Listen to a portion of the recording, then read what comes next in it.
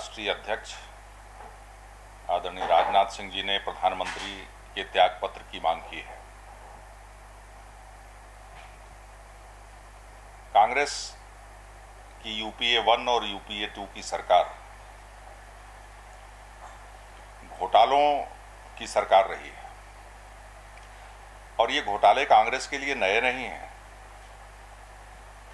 1951 में जब कांग्रेस की सरकार पहली बार भारत में बनी, लोकतंत्र की स्थापना हुई, उस समय जो सबसे पहला घोटाला था वो साइकिल आयात घोटाला हुआ और उसके बाद फिर जीप घोटाला हुआ और बाद के 1990 के दशक में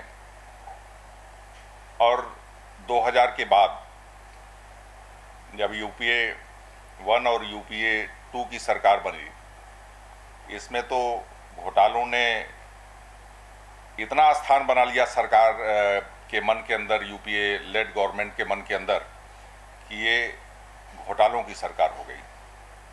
और इन घोटालों का असर क्या पड़ा? इसका जो भ्रष्टाचार का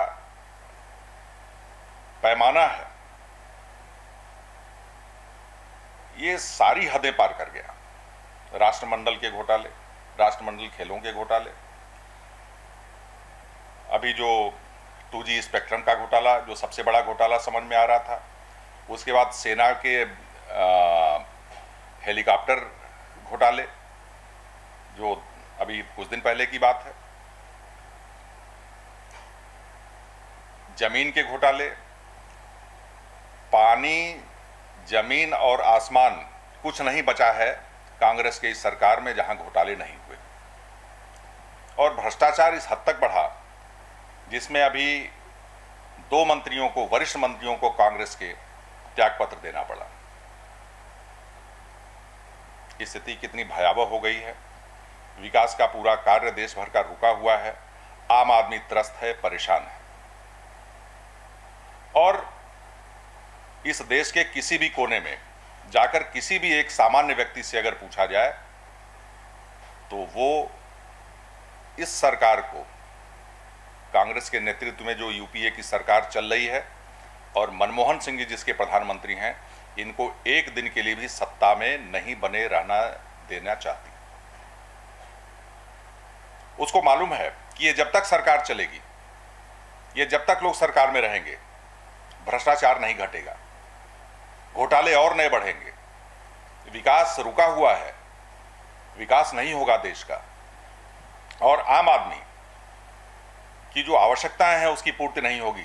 एक सरकार से जो अपेक्षा होती है आम आदमी की, गुड गवर्नेंस की, वो पूरी नहीं हो सकती है। हर आदमी चाहता है कि ये सरकार बदले और एक दिन भी नहीं चले।